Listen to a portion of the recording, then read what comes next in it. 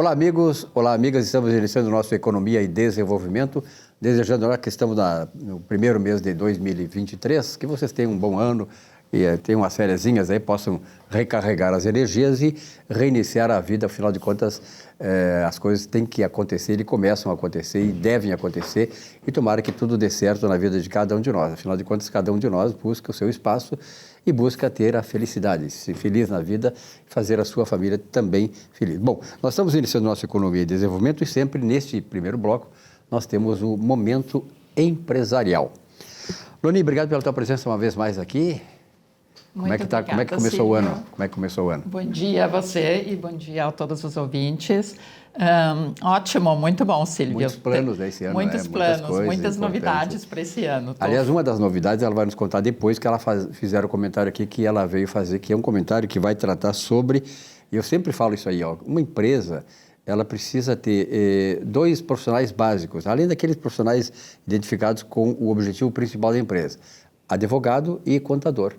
O advogado para tratar das questões jurídicas que todas as empresas precisam, né? Até na área de contabilidade é preciso ter um advogado do direito tributário para que as coisas comecem e marchem de maneira tranquila para as empresas. Mas o contador é fundamental para uma empresa.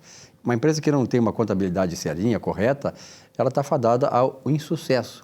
E ninguém quer que a empresa vá ao insucesso, porque a empresa precisa criar riqueza, oferecer empregos, pagar tributos, e isso acaba facilitando e ajudando o desenvolvimento e a consolidação da sociedade.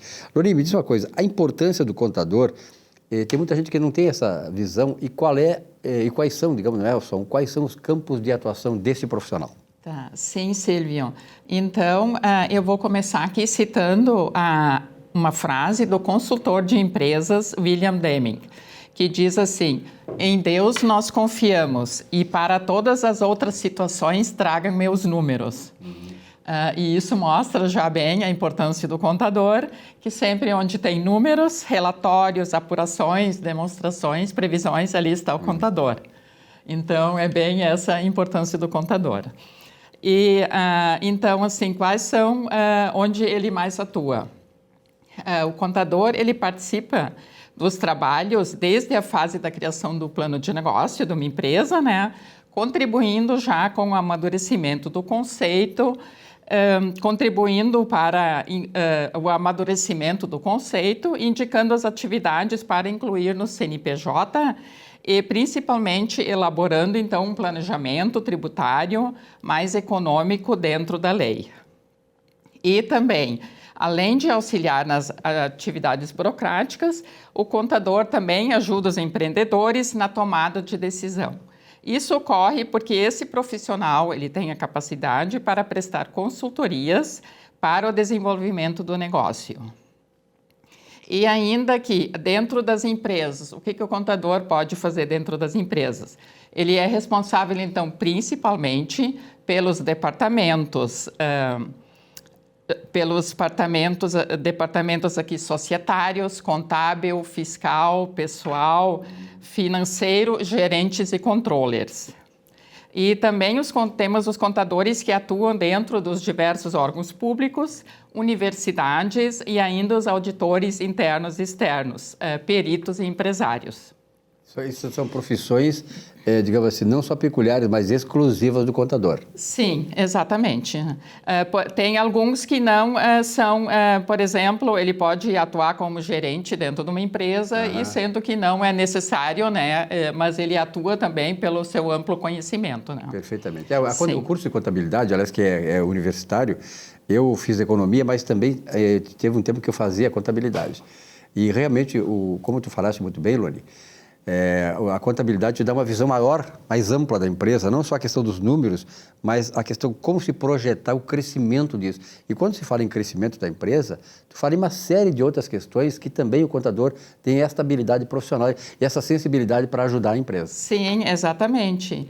Então, aqui também, até a coletiva da imprensa mensal da Receita Federal, por exemplo, onde são apresentados os números de arrecadação de todas as receitas federais do país, tudo isso chega até a Receita Federal através de declarações, e todas sob a responsabilidade dos contadores. Então, aqui se vê como é amplo, né, esse leque, né, onde os contadores estão nos lugares, às vezes, onde você nem imagina, mas simplesmente onde tem números, né, ou seja, relatórios, apurações, demonstrações, previsões orçamentárias, né. E ele serve muito na empresa, com os contadores, como um consultor empresarial também, porque, na verdade, por a visão que ele tem ampla, né, dinâmica, complexa da vida empresarial, ele muitas vezes é utilizado nisso também. Além da sua especificidade, né, ele tem essa visão. Exatamente, ele tem a capacidade, então, para prestar consultorias para o desenvolvimento e crescimento do negócio. Então, não tem realmente ninguém mais que tenha um conhecimento tão amplo, né, sobre todas as fases da empresa e todos os setores que envolve, né? Perfeito. Bom, sobre isso, é isso aí, né? Bom, sim. Mas tu tem uma notícia importante aí, porque nós sabemos, né, que o contador, a contabilidade, de modo geral, ela precisa ter representação política que defenda efetiva e realmente os interesses da categoria. Porque nós sabemos que tem muitas coisas que se atropelam aí na sociedade, no meio empresarial, principalmente na área pública, e que mereceriam um maior cuidado, né, em relação à preservação dessa questão do profissional de contabilidade, né, do contador.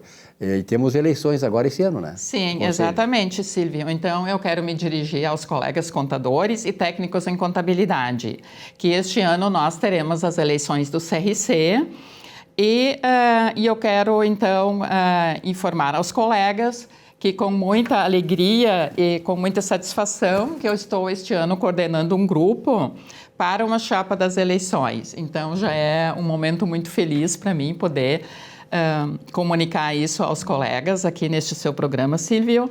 E por quê? Porque nós sabemos que o Conselho de Contabilidade que ele pode fazer mais e melhor. E que os contadores devem ter o reconhecimento que querem e que merecem, que é serem protagonistas e não apenas os coadjuvantes. Uhum.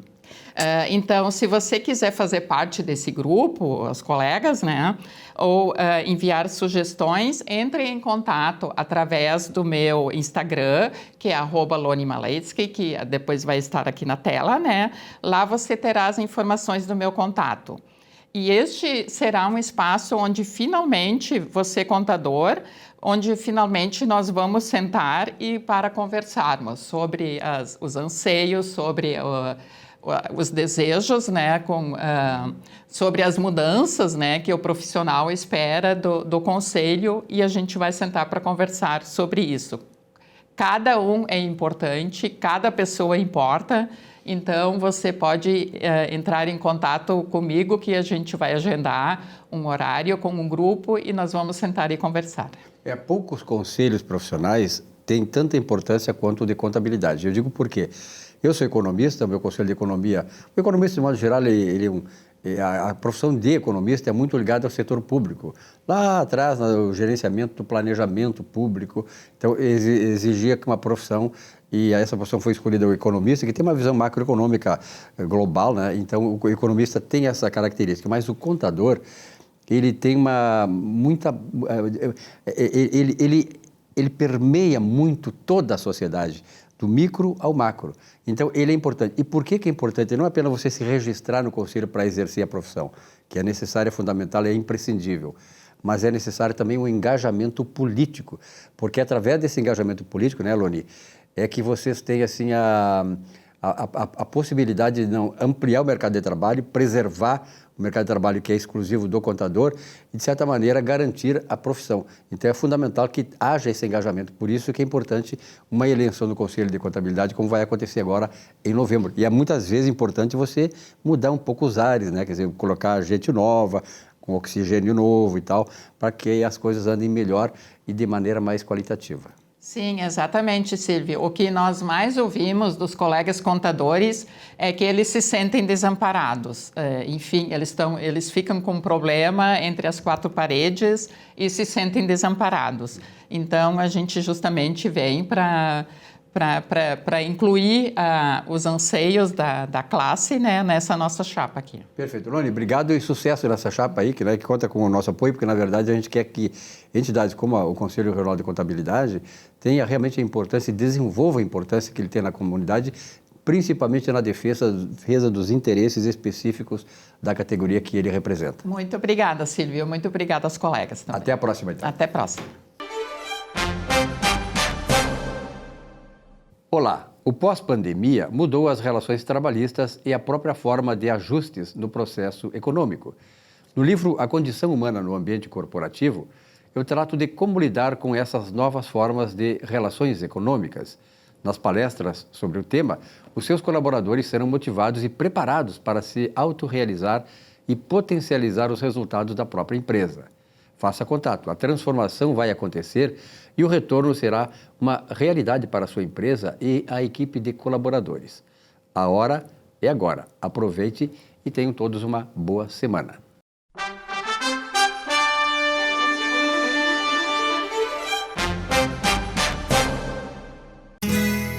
Ser gaúcho é preservar as tradições, é valorizar a educação e acreditar que um futuro melhor nasce nas páginas de um livro. É nossa tradição trabalhar duro. Temos orgulho do suor que escorre do rosto. Ele reconforta a alma e sedimenta uma vida digna. É nossa tradição valorizar o passado para desenvolver o futuro. CMPC Celulose Rio Grandense. Desenvolvimento é a nossa tradição.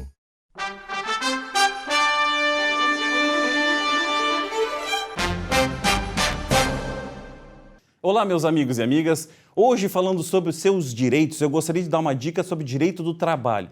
O que ocorre com um contrato de trabalho quando o empregado é preso? Pois bem, numa prisão em flagrante ou numa prisão preventiva, o que acontece com o contrato de trabalho? O contrato de trabalho fica suspenso, ou seja, férias, verbas salariais, 13º, todas essas verbas do trabalho em relação ao contrato de trabalho ficarão suspensas até o retorno do empregado.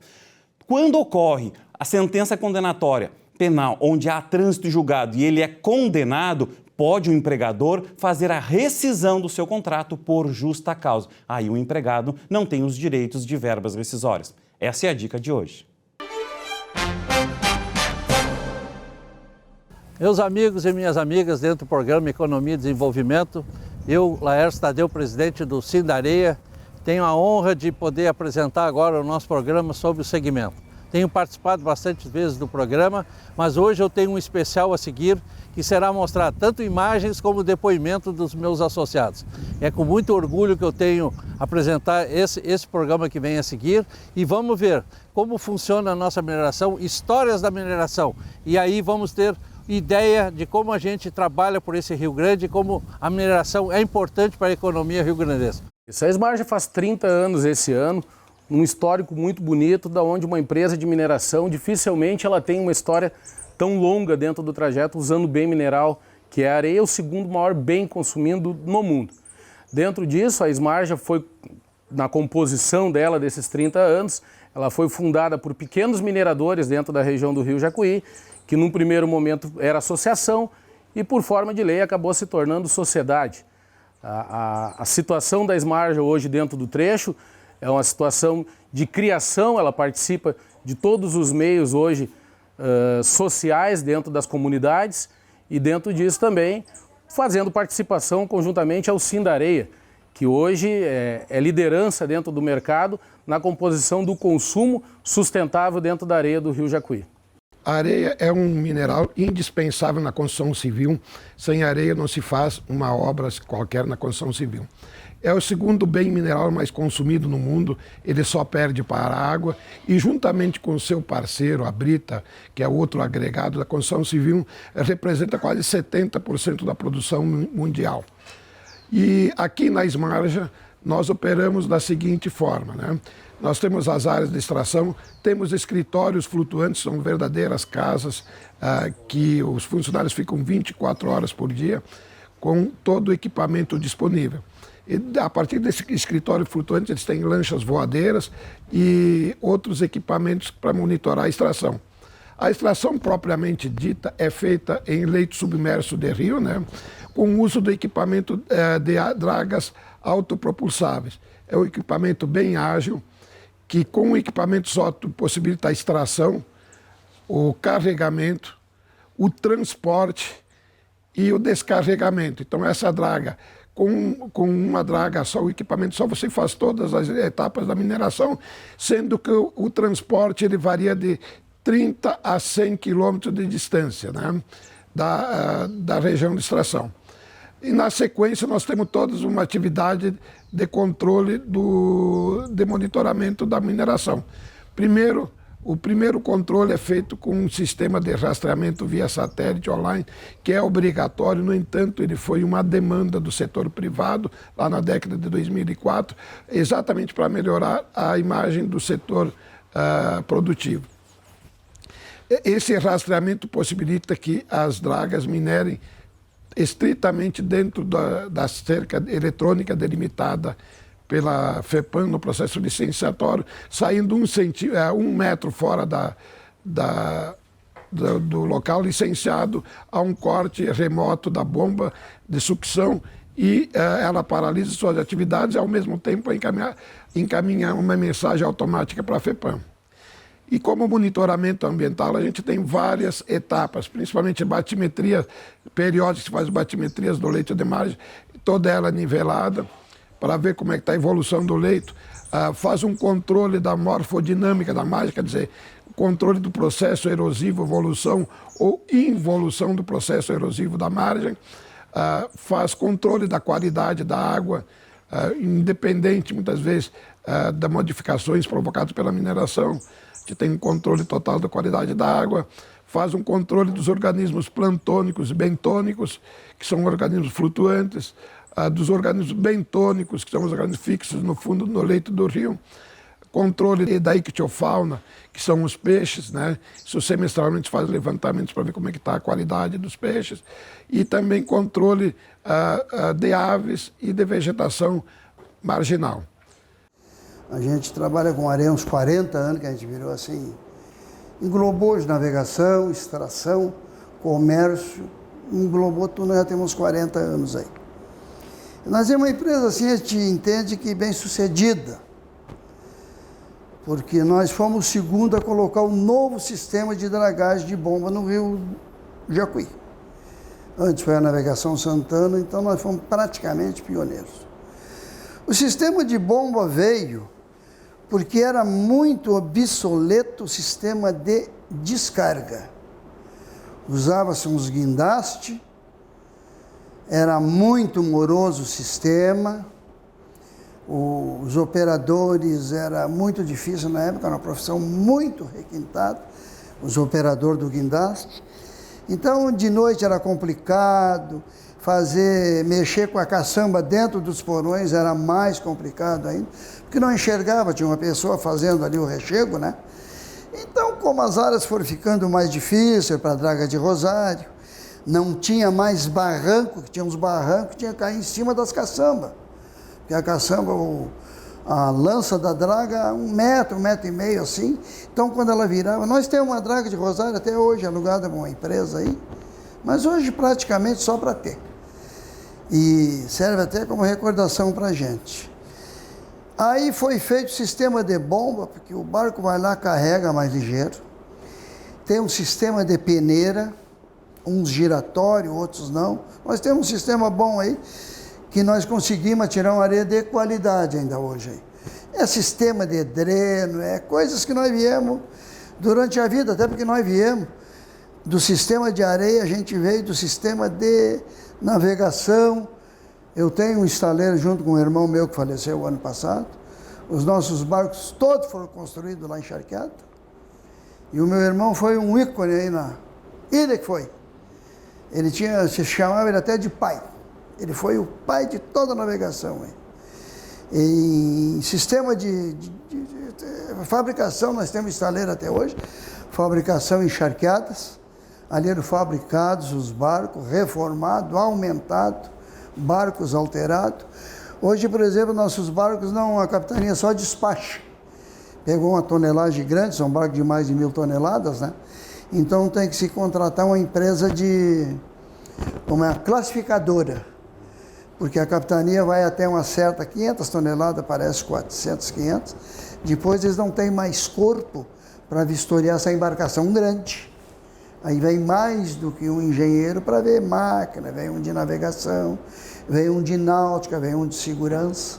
Mas para nós foi até bom, o sistema de exigir mais na construção dos barcos. Esses nossos barcos, por exemplo, antigamente os barcos tinham o fundo, as caixas de porão, arrombava e o fundo. Hoje não. Hoje de 3 em 4, 5 metros, depende das embarcações, aquele flutuante é vedado. Se arrombar ali, a água fica presa só ali. Não chega nem a adornar alguma draga aí. Então se evitou muito, tanto é que foi um tempo medonho, nem se tem notícia de barco de bomba e o fundo aí. Apesar de não ser todos com essa técnica aí. Isso é a classificadora que pede. Para segurança. Dali surgiu os barcos de bomba, porque o barco vai lá e carrega, descarrega. Eu, por exemplo, vou para casa de tarde, o barco chega de noite, descarrega de manhã quando eu chego e não está mais aí, já foi. Mas com essas vantagens trouxe desvantagem. São 2 motores virando, 3 às vezes.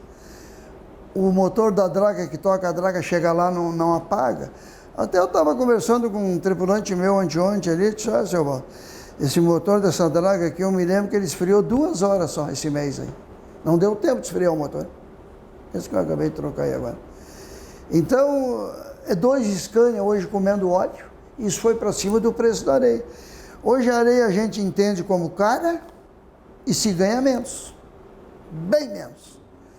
O barco de bomba, por ser mais complicado, o sistema de navegação, por virar mais horas, já pede mais um tripulante ou 2 às vezes.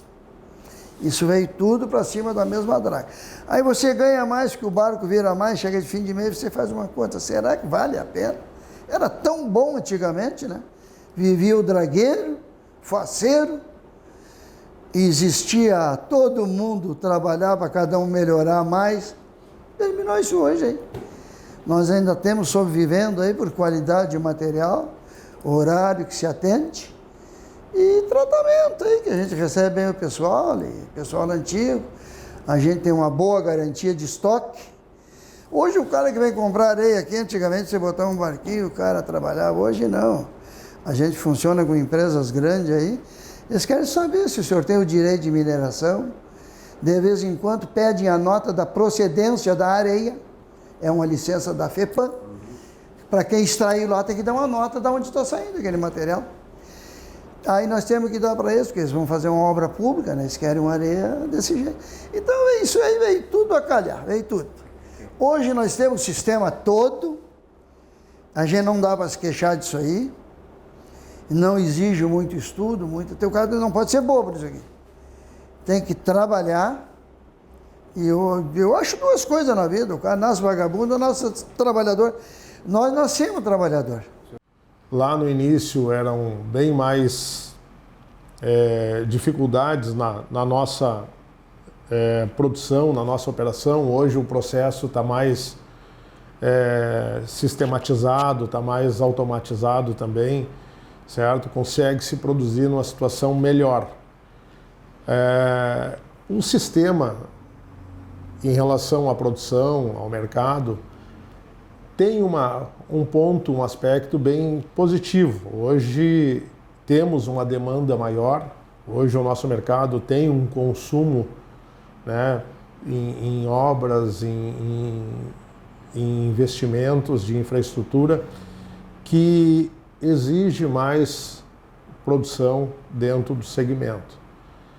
Estamos numa melhora. Tá? Já tivemos momentos melhores em outras situações de obras aí da época da Copa, de investimentos mais fortes, mas ele já recuperou. A pandemia teve uma grande parada, mas já recuperou uma boa parte, né, no volume de consumo. Tá?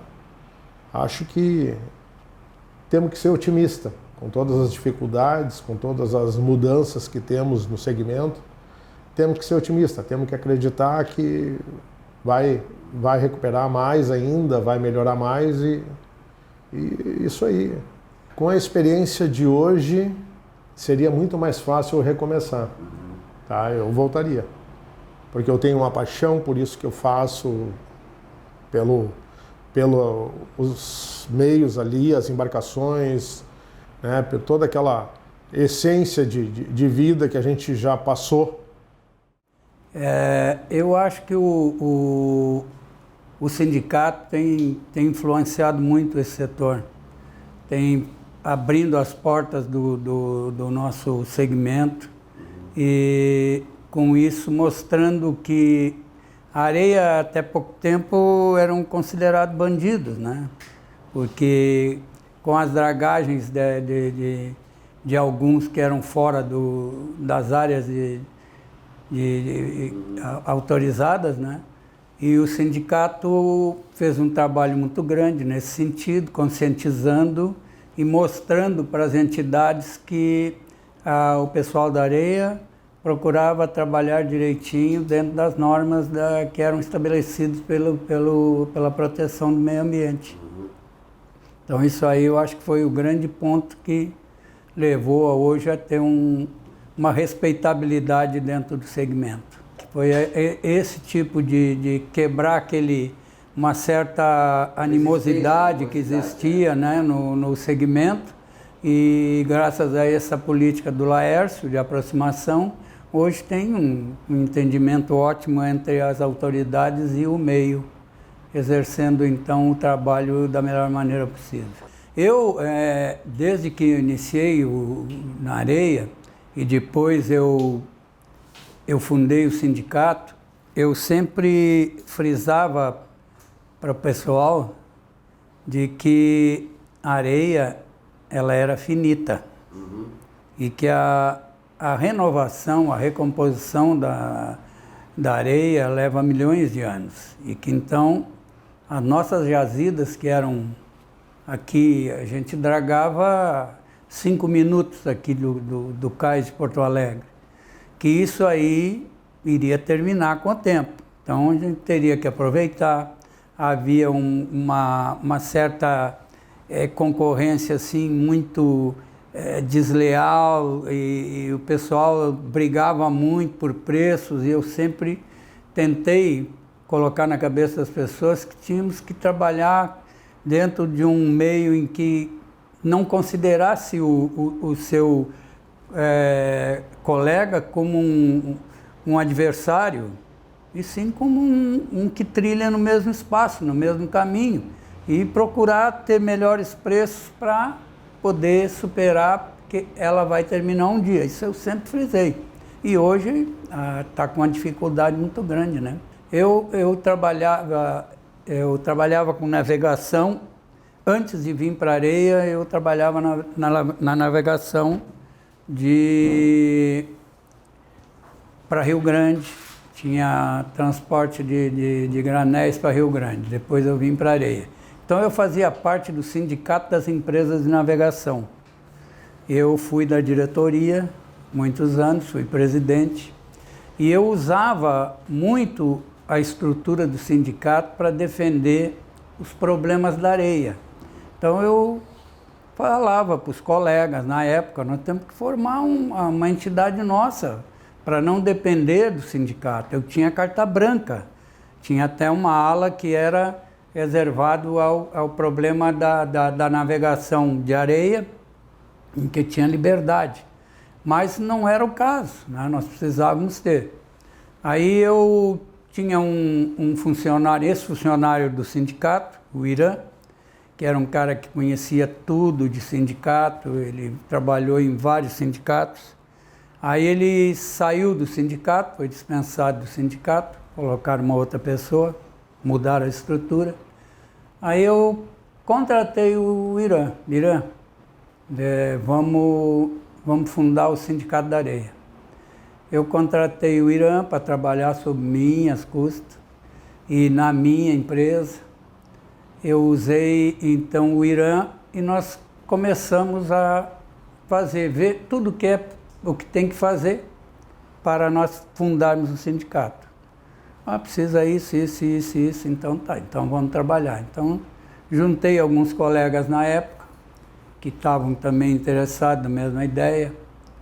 O Sadi foi um que lutou muito comigo também não está mais no meio.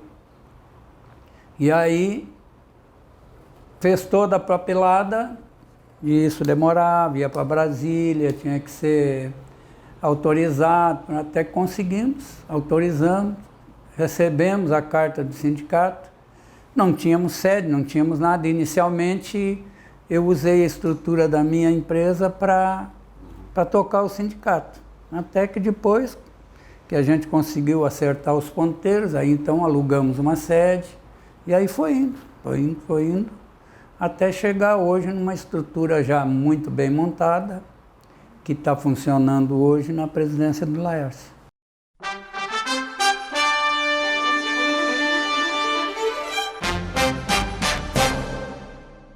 Já pensou em ter o seu próprio canal de TV corporativa, exclusivo e impactante? Somos a solução para empresas que desejam modernizar seus processos de comunicação. Solução Mídia Digital, transformando a forma como você se comunica.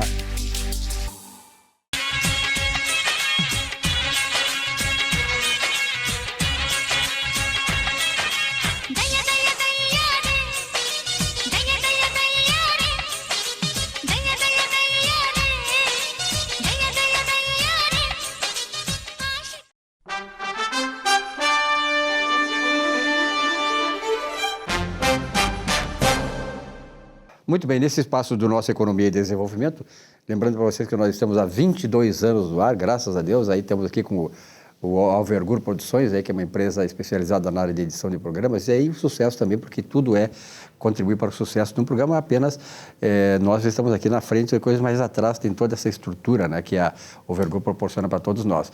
Bom, Fernando Freda, obrigado pela tua presença aqui, da Pereira da Costa Advogados Associados, né, uma empresa há mais de 20 anos também no mercado, especializada nessa área principalmente na área previdenciária, né? Tu veio me falar no chamado período da graça. Este, para nós, gremistas, tomara que seja o ano da graça. Tomara. Mas vamos falar o período da graça. O que é o período da graça? O período de graça é o período que o segurado ele fica vinculado à Previdência Social, mesmo não contribuindo. Sim. Então, ele tem um período a mais que ele fica tendo direito aos benefícios da Previdência Social, mesmo não contribuindo.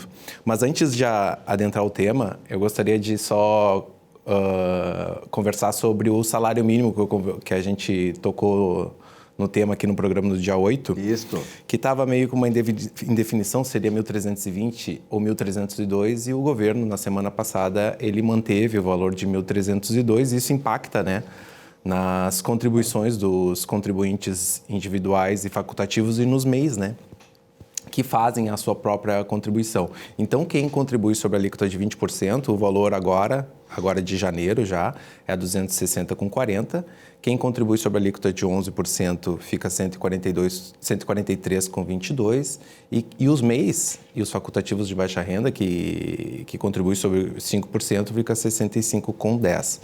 Então, dito isso, vamos falar sobre o período de graça, que eu vejo um tema de muita importância para que os segurados saibam que quando, por exemplo, a pessoa fica desempregada ou para de contribuir, ele tem um período que a Previdência dá para ele de graça, ou seja, ele tem direito a todos os benefícios da Previdência Social, mesmo não contribuindo. Então, é muito importante que a pessoa não pare de contribuir para não perder a qualidade de segurado, porque daí ele passa a não fazer jus aos benefícios por incapacidade. Então, se a pessoa fica doente, ela não vai poder contar com auxílio-doença. Ela fica completamente desassistida. Fica desassistida. E se, porventura, essa pessoa falece também, seus dependentes também ficam sem a pensão por morte. Então, isso é muito importante. Os prazos de manutenção da qualidade de segurado, eles variam de 3 meses até 3 anos. Então, é um período que a pessoa pode se programar ficando sem contribuir e, mesmo assim, ter direito aos benefícios da Previdência Social. Então, por exemplo, nós estamos hoje em janeiro de 2023, então, se essa pessoa sai do trabalho no meio de janeiro, ela tem ainda a condição de fazer jus aos benefícios da Previdência Social até pelo menos janeiro de 2024. E ainda assim, esse prazo ainda começa a contar no outro mês, né? Então ele começa a contar, no caso, em fevereiro, e ainda assim ele ainda passa para o 15º dia do outro mês subsequente. Então, essa pessoa ela teria o seu período de graça por 1 ano mais 45 dias. Então, vamos começar por o de 6 meses. O nosso jovem que entrou pro quartel, né, foi servir ao Exército. Incorporou, como se diz, Incorporou, né? Exército. Exato. Se ele entrou para o Exército com qualidade de segurado, ele mantém essa qualidade de segurado por mais 6 meses depois que ele sair. Ele ainda vai fazer jus aos benefícios da Previdência Social. Então, outro segurado que também tem um período de graça reduzido, perto do segurado obrigatório, é o segurado facultativo, que é aquele que está desempregado, ou a dona de casa, ou o estudante que contribui só para não perder o vínculo com a Previdência Social. Ele mesmo, depois de contribuir, ele tem esse período de graça por mais 6 meses. Já a regra geral, né, que a maioria dos segurados da Previdência Social são os segurados obrigatórios, eles têm esse período de graça estendido por mais 1 ano. E mais aqueles 45 dias que eu mencionei inicialmente. Então, essa pessoa deixando de contribuir para a Previdência Social, ela ainda faz jus a todos os benefícios da Previdência Social durante o ano. Lembrando que aqueles benefícios programados, aposentadoria por idade, aposentadoria por tempo de contribuição, esses benefícios tu não precisa ter a qualidade de segurado para tu requerer eles, basta tu ter a carência necessária e o tempo de contribuição. Agora, importante ressaltar que se esse segurado da Previdência Social ele tiver mais de 10 anos de tempo de contribuição, ele ganha esse plus de mais 1 ano. Então, essa pessoa do nosso exemplo que parou de contribuir agora, saiu da Previdência Social em janeiro, ela ainda teria direito a esse 1 ano do período de graça, mais 1 ano porque ela contribuiu mais de 10 anos para a Previdência Social. Então, a legislação ela dá um plus para quem contribuiu por mais de 10 anos para ter esses períodos que a gente sabe de desemprego, né? Que a pessoa eventualmente não consiga retornar para o trabalho. Então, ela ainda fica com 2 anos podendo fazer jus aos benefícios da Previdência Social. E falando em desemprego, se essa pessoa do nosso exemplo, por exemplo, ela ficou desempregada, né? E ela comprova essa realidade dela, que ela está inscrita no Cine, que ela recebeu o seguro-desemprego, isso são elementos que comprovam que ela está fora do mercado de trabalho, mas contra a sua vontade. Então, essa pessoa que comprovar um desemprego involuntário, ela ganha mais 1 ano de período de graça. Então, se a pessoa, automaticamente, ela ganha 1 ano de período de graça.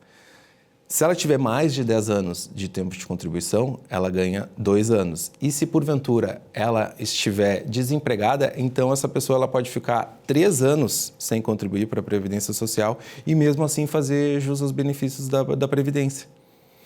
Na verdade, eu acho que faz bem a Previdência Social, porque, na verdade, estamos vivendo num país em que nós sempre tivemos taxa de desemprego, hoje está em torno de 5% a 8% e tal. Quer dizer, muitos dizem que ainda isso aí é pleno emprego. Pleno emprego, do ponto de vista teórico, da teoria econômica, é entre 3% e 4%, de modo geral, quando a economia é estabilizada. Quando nós temos uma taxa de desemprego de 8%, que é praticamente o caso aqui, e está aumentando a taxa de desemprego, isso não é pleno emprego, isso é o desemprego realmente. E isso traz muitos problemas para a sociedade, principalmente para os trabalhadores. Então, é importante que as pessoas saibam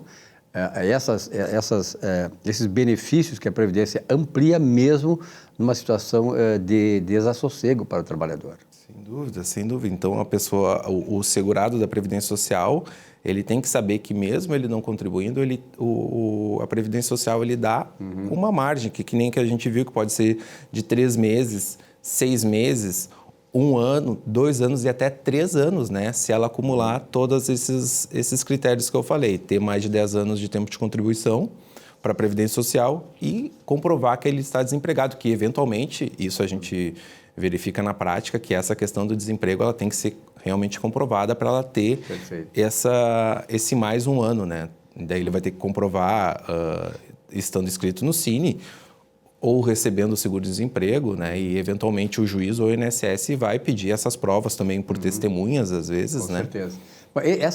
Essas dicas aqui que o Escritório Pereira da Costa Advogados Associados está passando para vocês semanalmente, e você pode encontrar nas redes sociais, elas são importantes, mas mais importante é quando você tem esse caso concreto seu e busca a orientação pessoal, porque cada caso é um caso. Né? Cada caso ter as suas peculiaridades, as suas particularidades e precisa de alguém que conheça isso, né, Fernando? Sem dúvida, porque muitas vezes o benefício é indeferido e o segurado tem aquele indeferimento, né? Mas às vezes na prática esse indeferimento ele não está correto, né? Então é bom sempre contar com um profissional que lhe auxilie, né? Para saber se esse indeferimento é correto, se eles não estavam com qualidade de segurado ainda, né? Perfeito. Fernando, obrigado pela tua presença aqui. Até uma próxima oportunidade. E parabéns pelo trabalho que a Pereira da Costa Advogados Associados faz, sobretudo no momento normalmente as pessoas que têm mais idade, que estão chegando na época de se aposentar, elas precisam ter esse amparo, né?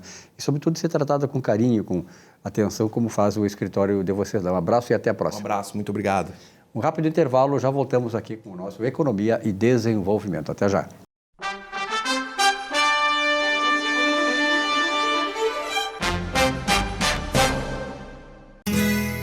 Ser gaúcho é preservar as tradições, é valorizar a educação e acreditar que um futuro melhor nasce nas páginas de um livro. É nossa tradição trabalhar duro. Temos orgulho do suor que escorre do rosto. Ele reconforta a alma e sedimenta uma vida digna. É nossa tradição valorizar o passado para desenvolver o futuro. CMPC Celulose Rio Grandense. Desenvolvimento é a nossa tradição. Já pensou em ter o seu próprio canal de TV corporativa, exclusivo e impactante? Somos a solução para empresas que desejam modernizar seus processos de comunicação. Solução Mídia Digital, transformando a forma como você se comunica.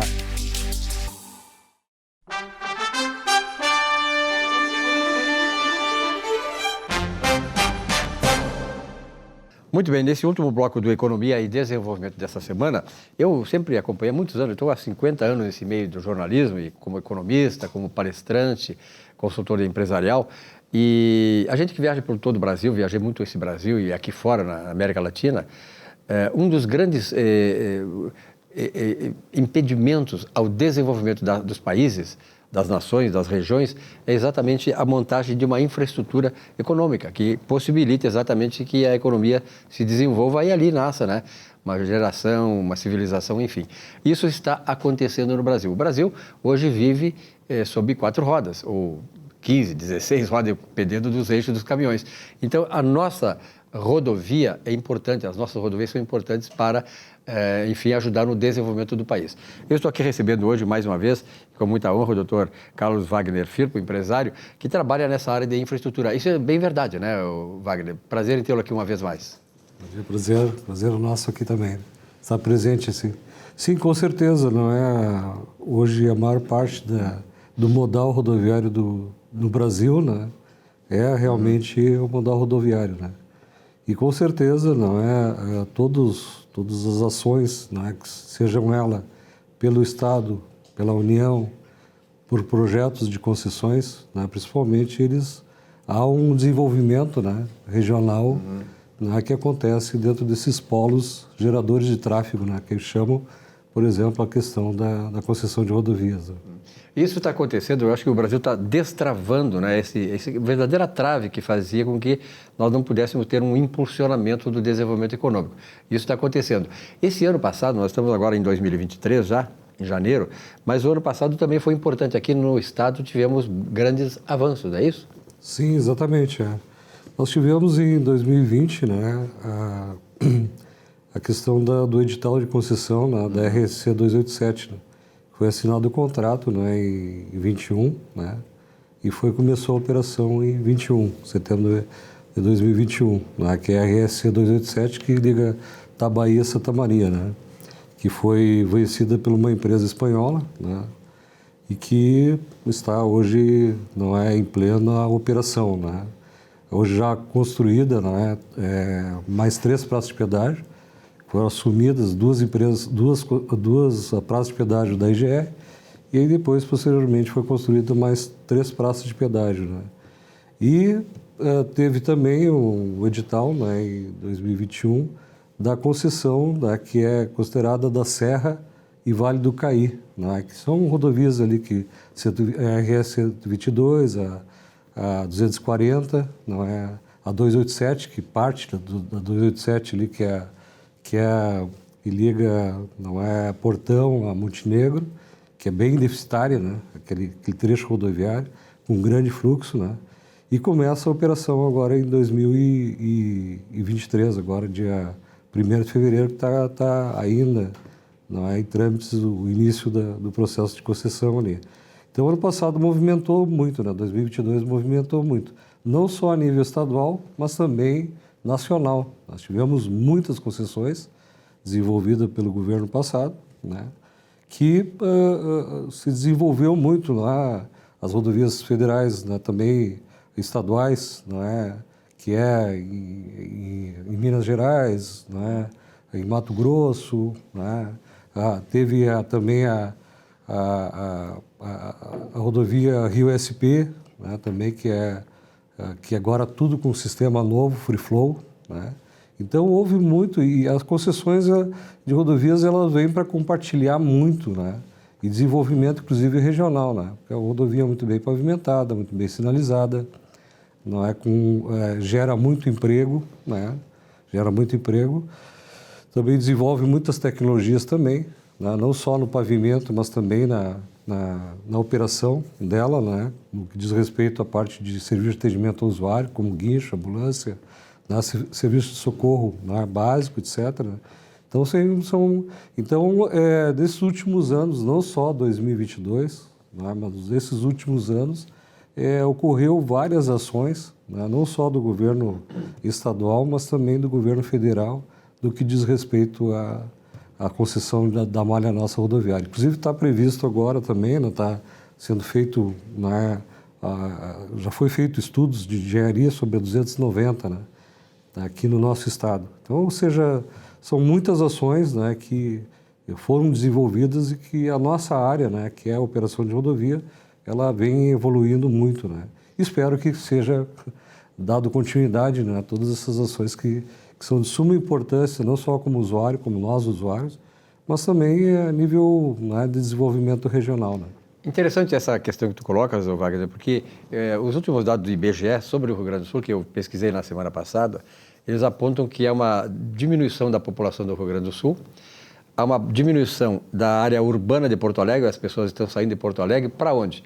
Voltando para o interior. Ou seja, esse processo todo, né, de adequação, de qualificação da malha rodoviária do Estado está permitindo também, não só que as cidades lá no interior possam se desenvolver, mas as pessoas também ficarem lá, voltarem para o interior, porque tem um acesso mais facilitado, tem mais qualidade de vida, e isso ajuda a inverter um pouco aquele êxodo do campo ou interior para a grande capital, fazendo com que haja esse reverso, ou seja, da capital para o interior. E isso é benéfico para todo, porque, de certa maneira, ajuda assim, a um maior equilíbrio populacional e ajuda a desenvolver aquelas cidades mais carentes que, naturalmente, com a rodovia em condições, tem um potencial maior de se desenvolver.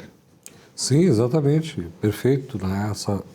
Essa questão, né? Porque eu até noto, né? Porque a gente, por exemplo, ali que trafega muito pela 287, né? As praças de pedágio, mesmo embora não é que o futuro delas sejam mais automatizadas, né, sem praças e sim com pórticos que fazem a detecção do veículo, né, mas tem toda a parte de manutenção da rodovia, intervenção na rodovia, sinalização na rodovia, inspeção na rodovia. Então isso gera muitos empregos, né? E gera também uma parceria que as concessionárias de rodovias têm com os municípios locais para o desenvolvimento também de pessoas, né? Na própria região, porque as praças de pedágio elas ficam localizadas, né? Então tem muita interação. Então há uma retenção, né, das pessoas, né, ficarem mais nos seus municípios que já estão, não é? Já estão tem mais com qualidade de uma vida, necessidade. inclusive, né? Manter uma Exato, qualidade de vida, né? E isso é importante.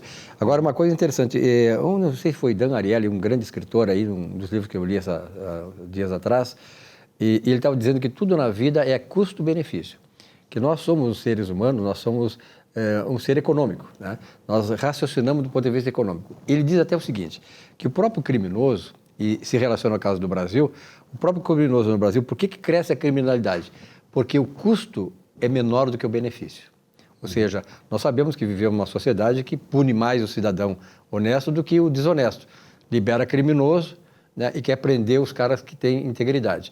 Então, esse tipo de avaliação também se serve para as rodovias. Por exemplo, quando começou esse processo de concessões rodoviárias, com pedágios a serem cobrados, houve muita resistência da população. À medida que o tempo foi passando, a população se deu conta de fazer essa relação, que o custo é mais baixo do que o benefício que a rodovia traz. Graças a Deus estamos nesse processo, nesse nível. Sim, exatamente. Inclusive vai acontecer, não é, na operação, por exemplo, da concessionária que vai administrar ali a Serra e o Vale do Caí. Exatamente, começa em fevereiro agora. Então há uma situação ali como tu falou, né? Por exemplo, a Praça de Portão, né? A Praça de Portão hoje ela tem uma que administra agora a EGR e vai passar para a nova concessionária. Então ela vai absorver, não é, os modos de pagamentos que se utilizam hoje na praça de pedágio, só que vai aumentar o valor da tarifa, né? E vai inclusive, não é, extinguir, não é, hoje um padrão de isenção, né, que existe dos veículos, não é, registrados na cidade de Portão ali. E aí o que acontece? Hoje eles são isentos, né? Amanhã eles vão ser pagantes. Não é claro que, obviamente, o usuário sempre tem uma tendência, não é, de reivindicar, não é, essas questões aí. Mas eu acredito que a concessionária já deve estar trabalhando. Porém, não é, todas essas isenções também isentariam, não é, o ISSQN do município, né? Ou seja, não tem arrecadação para o município. E aí ela vai começar a ter arrecadação. Então, ou seja, já vai compensar. Então, é uma fonte de recursos para qualificar melhor financeiramente as regiões, né? Isso é importante. Exatamente. Né? Então, ou seja, aquele fato. E tem também um programa, né, que é chamado DUF, né, que é o desconto de usuário frequente, que agora tem nesse novo programa. O que acontece? Aquele que mais utiliza a rodovia tem mais desconto. Então, isso é importante, né, ter essa questão aí, entendeu? Então, aquele que usa pouco vai usar para aquilo que... Claro. E, obviamente, também tira mais vantagem desse custo-benefício. Exatamente. Esses novos programas, inclusive, que estão surgindo, que até tem esse lá em Belo Horizonte, que está fazendo parte de proposta, o Free Flow, né? Esse programa é interessante porque ele é pagar pelo que usa, né? Os pórticos ficam nos acessos e paga pelo aquilo que usa. Então, o usuário que usou aquele determinado trecho de rodovia, ele acaba pagando somente para aquilo. Não fica naquele modo descompensado, né? Que a pessoa usou ali, não é, um trecho de 5 quilômetros, já teve que pagar uma tarifa daquele que usou 70 quilômetros, né? Então, ou seja... Mas essa questão aí da redistribuição, né, de receitas e benefícios, de renda, né, etc. E qualificação do interior, né? Exatamente, acontece e vai acontecer, né? Você sabe que essa questão aí das estradas boas, uma certa vez, eu quando viajei um tempo na Uruguaiana, lá na fim da década de 80, minha terra, teve uma viagem que eu furei 4 pneus. Bom, aí há uns 8 anos atrás, 6 a 8 anos atrás, eu fiz uma viagem aí e comecei a falar com os donos de borracharias das estradas. Sabe o que eles disseram? Disseram, olha, essas rodovias acabaram com o nosso negócio. Então aqui, por exemplo, daqui para Rio Grande, uma certa vez eu fui, e tinha, digamos, 30 borracharias da coisa. Ficaram 3.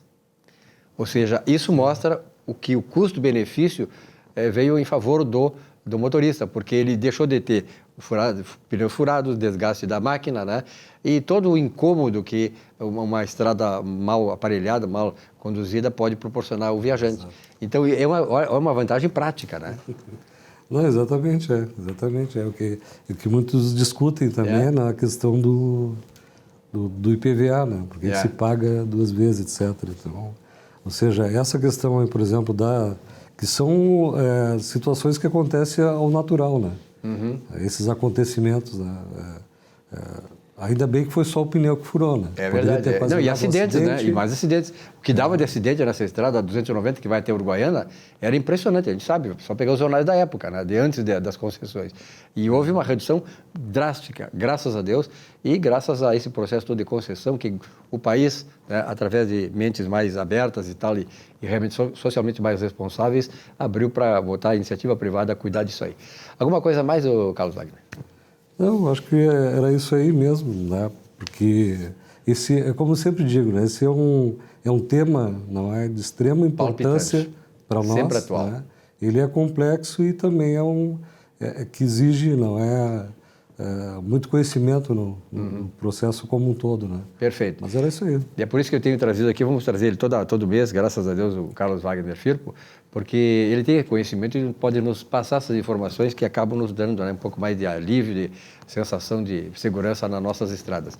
Um grande abraço, boa semana e até a próxima. Obrigado, igualmente. Nosso Economia e Desenvolvimento fica por aqui, uma bela semana de trabalho e até a semana que vem.